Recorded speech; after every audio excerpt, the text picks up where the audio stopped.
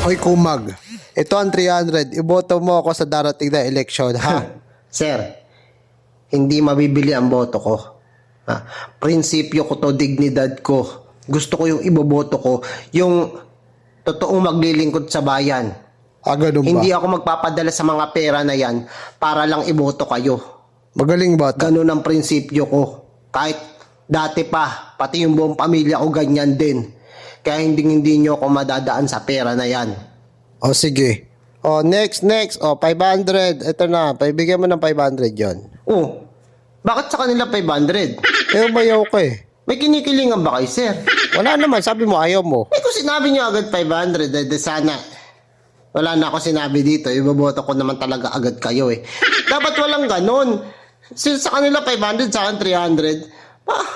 Parang ano naman, sir. Kaninang hinayupak kang tipaklong ka. Okay na yung 500.